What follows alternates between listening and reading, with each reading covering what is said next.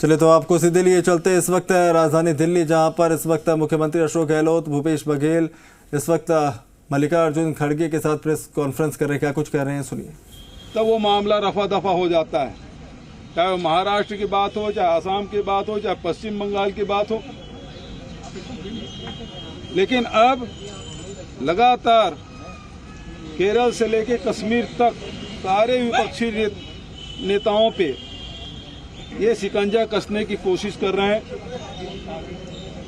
लेकिन इस देश में प्रजातंत्र है, लोकतंत्र है, और लोकतंत्र में इस प्रकार से नेताओं पे आपराधिक प्रकरण दर्ज करके उसे दबाया नहीं जा सकता, उसे कुचला नहीं जा सकता।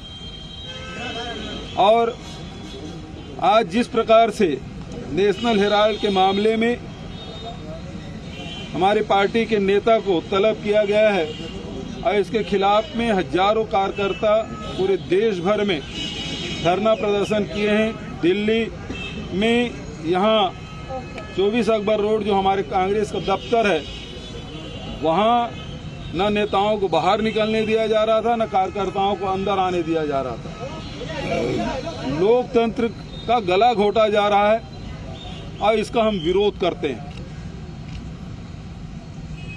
चलो सर।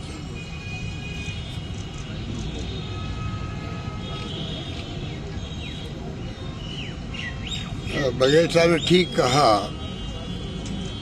नेशनल हेराल्ड अखबार 1937 के अंदर इसकी स्थापना हुई और तब से ही कांग्रेस पार्टी इसको इमदाद करते आई है।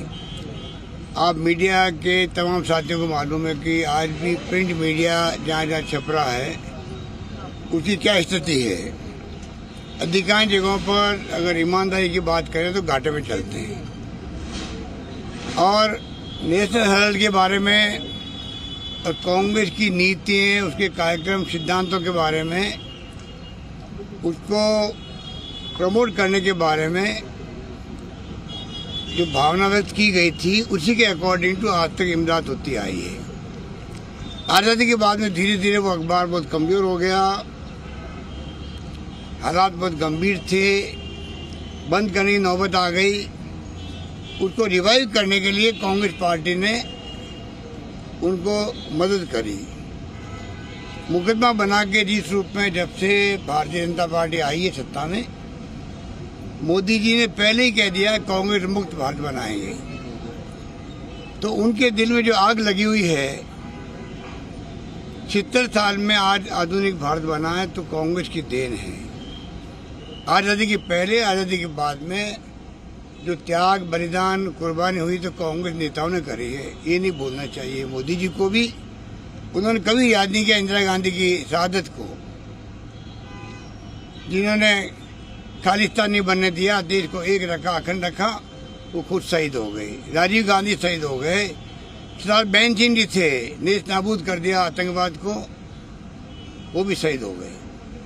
ये सत्ता में बैठे हुए लोगों को इतना गरूर है, घमंड है, अहम है, इनको जनता की परवाह नहीं है।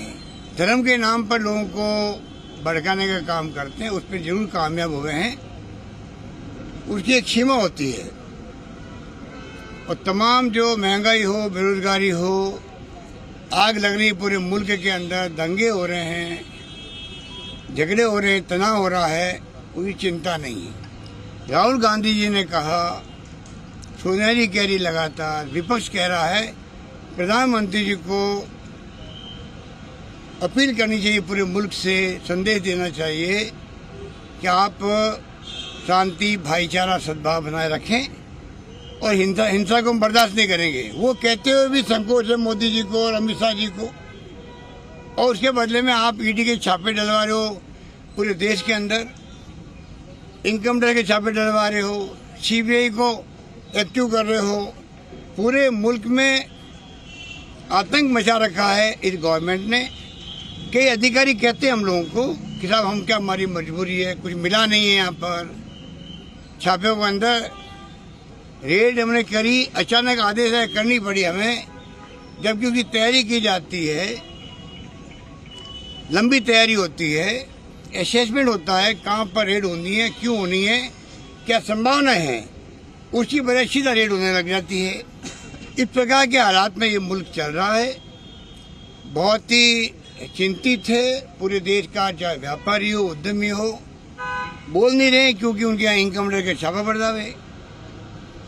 सरकारों में जो क्राइसिस पैदा करते हैं लोग, पहले मध्य प्रदेश में, फिर राजस्थान में, तब भी इन्होंने ये काम किया। एक साथ में छापे पड़ने लग गए, हम लोग सब बैठे देखते रह गए।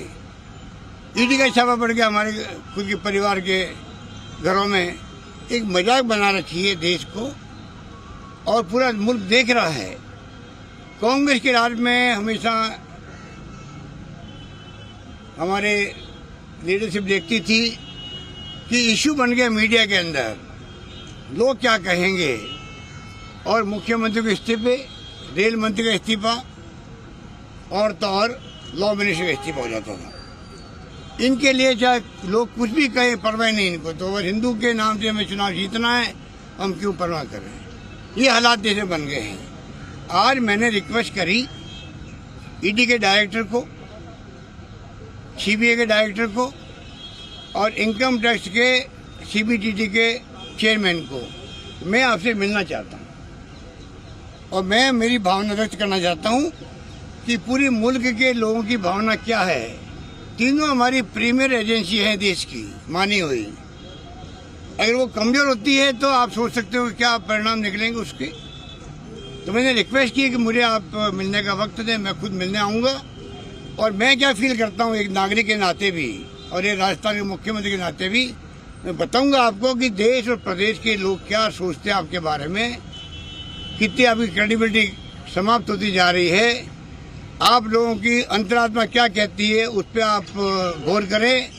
और देश हित के अंदर अगर आपको दबाव देके, जो आपके ऊपर दबाव बना करके जो रेड करवाई जा रही है लोगों के यहाँ पर, उसके ऊपर विचार करें। ये मेरी मंशा थी।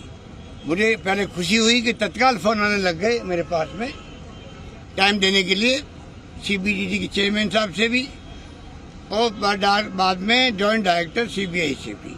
और फिर कहा गया कि नहीं साहब, आपको आने की जरूरत नहीं, हम तो खुद आपसे आके मिल लेंगे जयपुर के अंदर। तो आप सोच सकते हैं इन हालातों में मुल्क चल रहा है। अब राहुल गांधी जी को और सोनिया गांधी जी को, जिनके परिवार ने आनंद भवन देश को समर्पित कर दिया, गांधी जी ने आनंद भवन में रह करके पूरी जंग लड़ी हो देश के लिए, इस परिवार ने सब कुछ कुर्बान कर दिया देश के लिए, उस परिवार के ऊपर इस प्रकार का ईडी का नोटिस देना बड़े शर्म की बात है, शर्म की बात है। पूरा मुल्क देख रहा है इस बात को।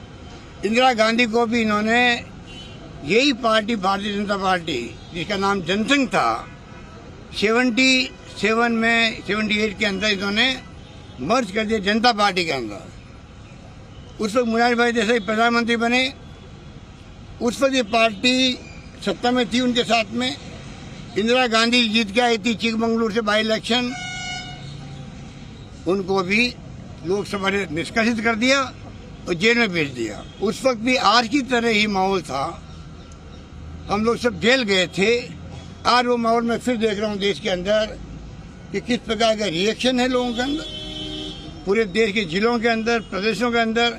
आज जो लोग आए हैं एकजुटता दिखाने के लिए आए राहुल गांधी के प्रति और सोनिया गांधी के प्रति, और साथ के अंदर ये सब आए इसलिए कि पूरे मुल्क की भावना क्या है इन प्रीमियर एजेंसियों के बारे में, ईडी के बारे में, वो भी एक मैसेज देने के लिए आए हैं।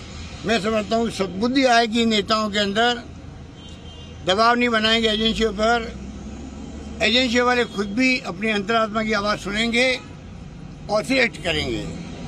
कब तक आप तंग करोगे बुला के? मोतीलाल बोरा को बुला के तंग किया जो 90 साल के थे, क्या नहीं किया इन लोगों ने? खड़गे साहब को बुला लिया। अरे दुनिया के मुल्कों के अंदर जब तक कोई अपराधी नहीं बनता है, घोषित नहीं होता है, तब तक उनको सर सम्मान देखा जाता है, व्यवहार किया जाता है। पुलिस या ईडी वाले खुद जाके बयान ले सकते हैं उनके घर पे, बुलाने क्या जरूरत है इस प्रकार से? खड़गे साहब को बुलाया गया, मोतीलाल बोरा जी को तंग किया गया। क्या तरीका हो रहा देश के अंदर? हालात बड़े गंभीर है। मैं इस मौके पर देश की युवा पीढ़ी से कहना चाहूँगा, आप लोग समझ रहिए आने वाला भविष्य आपका है देश के अंदर। लोकतंत्र खतरे के अंदर है, संविधान की धज्जियाँ उड़ रही है, कानून का राज समाप्त हो रहा है, बुलडोजर चल रहे हैं, लोग खुश हो सकते हैं सीमित समय के लिए, पर बुलडोजर कभी आपके घर में चल सकता है। ये कानून का राज कहाँ रहेगा इस प्रकार की हरकतें करेंगे तो। हालात पूरे मुल्क में बहुत गंभीर है, मीडिया की बहुत बड़ी जिम्मेवारी है, मीडिया खुद भी दबाव के अंदर है, मीडिया के मालिक दबाव के अंदर है, मजबूरी के अंदर। कब CBI जावे, कब ED वाले पहुंच जाए हमारे यहाँ पर, कब छापा पड़ जाए इनकम टैक्स का, पूरा मीडिया दबाव में है। मैंने देखा लेखक, पत्रकार और साहित्यकार जो आर्टिकल लिखते हैं धीरे धीरे वो भी थकने लग गए हैं, ऐसा माहौल देश में बन गया है। तो मुझे बहुत चिंता लगी हुई है कि आज ऐसे लोग हैं मीडिया के अंदर भी जो हिम्मत कर रहे हैं बोलने की, कहने की, लिखने की। कब तक करेंगे वो लोग? लोकतंत्र की हत्या कर रहे हैं लोग। और जिस प्रकार जिस दिशा मुल्क जा रहा है, कोई नहीं कह सकता ये मुल्क किस दिशा में जाएगा, किसी को नहीं मालूम है। ये हालातों में चल रहे हैं, इसलिए हम आपके बीच में आए हैं कि आज राहुल गांधी जी को आप बताइए, सुबह से बैठा रखा उनको, क्या दुख है उनका। अगर लोन दे दिया तो लीगली लोन दिया है, को बुरा नहीं किया है, लोग माफ करती है BIC उसके ऊपर है, उनका खुद का अखबार है, 37 से शुरू अखबार, पंडित नेहरू के जमाने से उन्होंने खुद ने शुरू किया इसको। उसके बाद में आप बताइए इस प्रकार हरकत करना उचित नहीं है। मुकदमा चल रहा केस कोर्ट के अंदर, उसके बावजूद भी इन्होंने इस प्रकार नोटिस देके ED को घुसा दिया। मैं समझता हूँ कि पूरा देश देख रहा है और आने वाले वक्त के अंदर हम पीछे नहीं हटने वाले हैं। हमारे कार्यकर्ताओं में पूरा जोश है और कार्यकर्ताओं आक्रोश है। कुछ नतीजे सबके सामने आएंगे, उनको भुगतने पड़ेंगे, मैं कह सकता हूँ। धन्यवाद। जैसे आपने हिंसा की बात की, कल जयपुर में जैसे करबला में काफी हिंसा, विजयलक्ष्मी उस पर क्या कुछ कार्रवाई? कुछ नहीं हुआ, खड़गे जी वहाँ पर करबला शांति के साथ निपट गया। कल मीटिंग थी, बहुत शांति के साथ में संपन्न हो गई। वहाँ पर सर काफी तकरीरें, कहा कुछ इस तरह की हिंसक बातें वहाँ पर कही गई, काफी सारी चीजें ऐसी थी जो नहीं कही जानी चाहिए। मैं नहीं था वहाँ पर कहीं नहीं कही जानी चाहिए, चाहे हिंदू हो चाहे मुस्लिम हो।